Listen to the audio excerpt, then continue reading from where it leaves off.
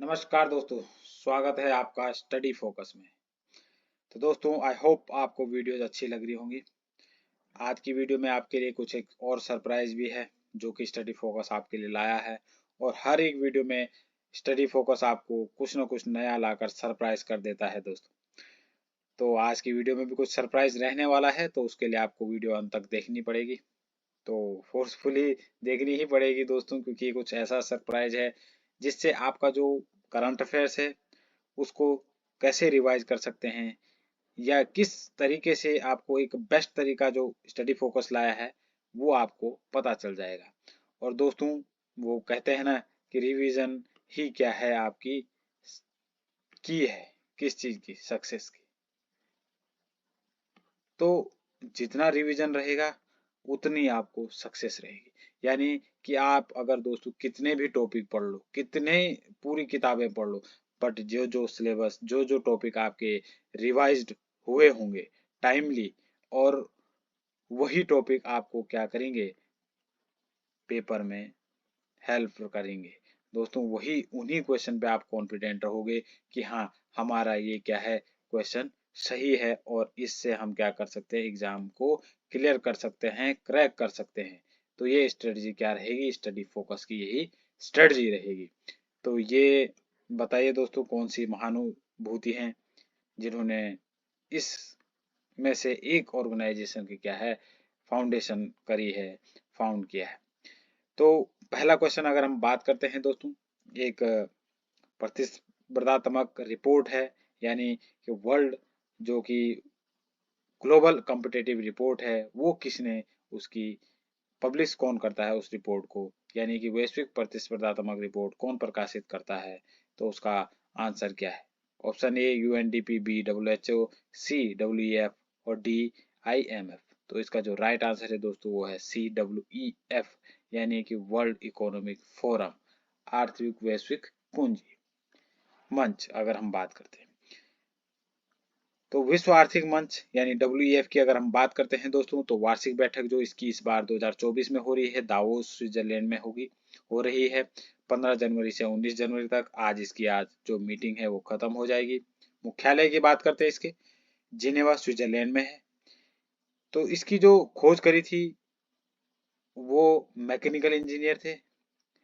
एक लोक प्रशासन यानी कि पब्लिक एडमिनिस्ट्रेशन में, पीएडी पब्लिक एडमिनिस्ट्रेशन में क्या थे, मास्टर डिग्री हासिल कर रखी थी उन्होंने, जर्मन के प्रोफेसर थे। तो उनका नाम क्या था, क्लॉस स्वेब था।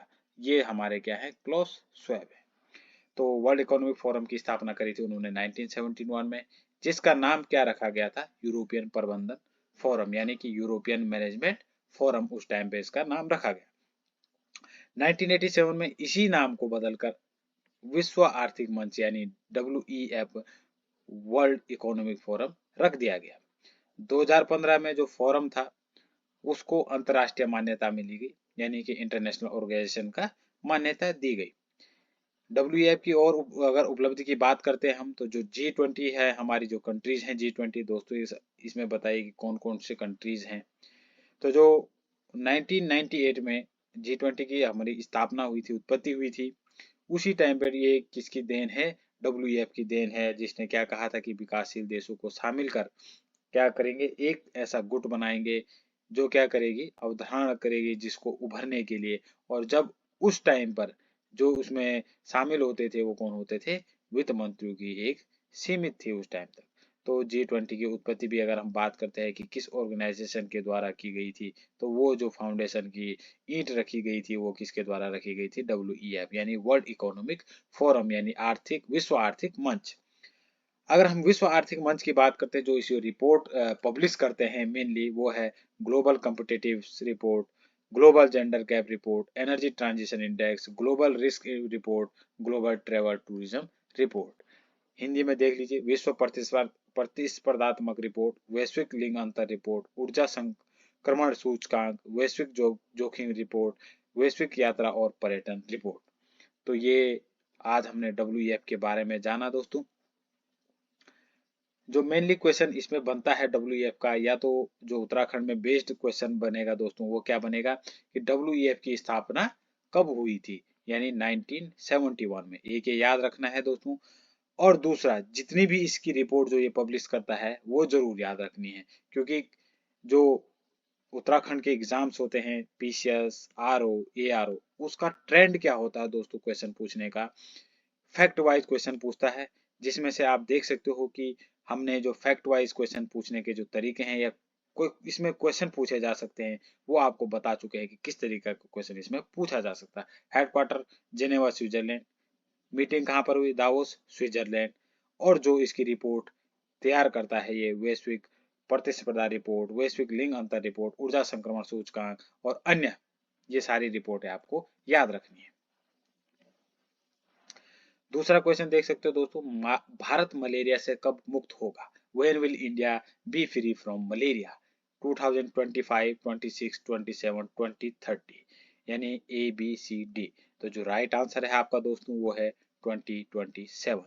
ये याद रखना दोस्तों, फ्री, इरेडिकेट यानी मलेरिया को खत्म नहीं किया हमने, सिर्फ फ्री होना है, तो वो 2027 तक। अगर हम खत्म होने की बात करते हैं तो वो है 2030 तक हमने मलेरिया को क्या करना है, खत्म करना है।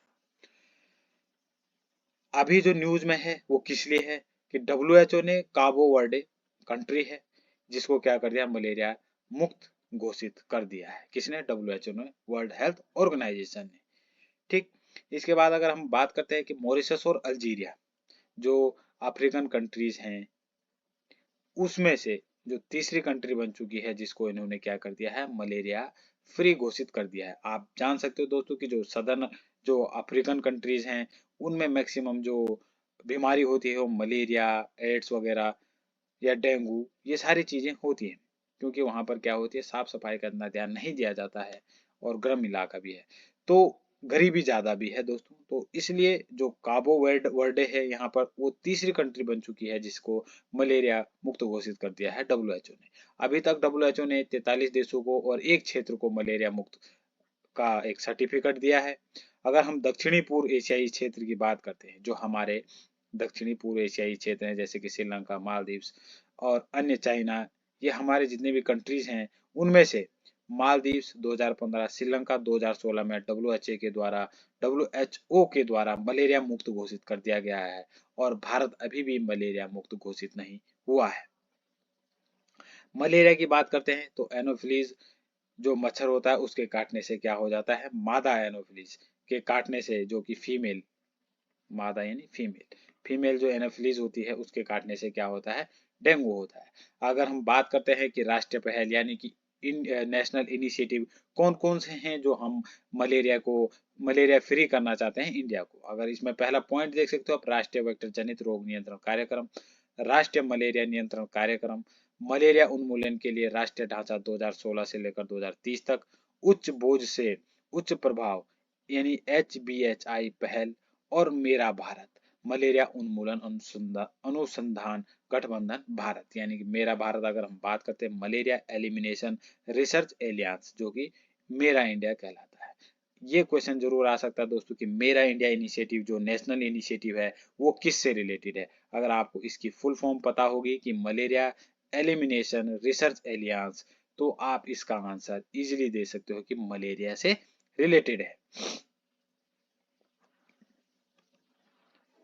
इंडिया की बात करते हैं, इंडिया ने 2027 तक मलेरिया फ्री होने का दावा किया है, विजन है इंडिया का, और इस डिजीज को एलिमिनेट करने का है 2030 तक। यहाँ पर ये देख सकते हो आप, ये जो हमारा कैप वर्डे है यहाँ पर अटलांटिक ओशियन में है, और अफ्रीकन कंट्रीज है जो कि 10 आइलैंड से मिलकर बना है। तो यहाँ पर आइलैंड्स बहुत ज़्यादा है दोस्तों, तो 10 आइलैंड्स को मिलकर ये क्या बना है, हमारा कैप वर्डे बना है। तो यहाँ पर देख सकते हो आप, सेनेगल के पास में ही है ये दोस्तों। देखो, जो हमारा आज का कॉम्प्लीमेंट्री क्वेश्चन यानी कि जो हमारा आपके लिए क्या था, सरप्राइज है, वो यही है दोस्तों कि आपको हम जितनी भी करंट अफेयर्स पढ़ाएंगे, या अब हमारी जो वीडियो बनेगी यानी कि नवंबर या अक्टूबर या सितंबर की हम वीडियो आपके लिए लेकर आएंगे करंट अफेयर्स की, तो उन्हीं में से हम क्या करेंगे, एक एक क्वेश्चन आपको होमवर्क के तौर पर क्या देंगे, आपको देंगे, जो हम नेक्स्ट वीडियो में क्या करेंगे, जिसको एक्सप्लेन करेंगे कि ये न्यूज में क्यों था और ये क्वेश्चन इस तरीके से पूछा जा सकता है। तो हर्षिल जो कि किस चीज के लिए जाना जाता है उत्तरकाशी में, सेबू के लिए जाना जाता है, तो एप्पल के लिए ये फेमस है। तो आपको इसका आंसर क्या करना है दोस्तों, वैसे तो आंसर इसका दे चुका हूं मैं, बट चलो कोई बात नहीं, आप फिर भी मेहनत करना, देखना ये न्यूज में क्यों है। तो ये सेबू के लिए फेमस है, तो इसका राइट आंसर देना है दोस्तों आपने कमेंट बॉक्स में, और ये बताना है कि ये किस लिए न्यूज में था, किस टाइम पे उत्तराखंड। तो दोस्तों वीडियो अच्छी लग रही है, लाइक करें, शेयर करें एंड सब्सक्राइब जरूर करें दोस्तों, और शेयर भी करें जितना हो सके, क्योंकि काफी हमारे जैसे लोग होते हैं जो इस तरीके का करंट अफेयर्स ढूंढते रहते हैं कि कहाँ से मिलेगा, बट हम आपको लेकर आए हैं करंट अफेयर्स। और दोस्तों हमारी जो हमने वादा किया है कि आपके लिए हम प्रीवियस ईयर के क्वेश्चंस लेकर आएंगे, तो प्रीवियस ईयर के क्वेश्चन हम आपके लिए जरूर लेकर आएंगे, और जितनी जल्दी हो सके लेकर आएंगे। और उसमें क्या करेंगे, उत्तराखंड के करंट अफेयर्स से लेकर, यानी कि किस तरीके का करंट अफेयर्स वो पूछते हैं, और प्रत्येक टॉपिक वाइज, आइदर वो पॉलिटी, हिस्ट्री, ज्योग्राफी, इकोनॉमिक्स, कोई सा भी टॉपिक आपको लेकर मिलेगा, तो हम उसमें क्या करेंगे दोस्तों, मास्टरी करके आपको बताएंगे कि इस टॉपिक से या इस सब्जेक्ट से क्या टॉपिक पूछा जा सकता है। तो थैंक यू सो मच। जय हिंद, जय भारत।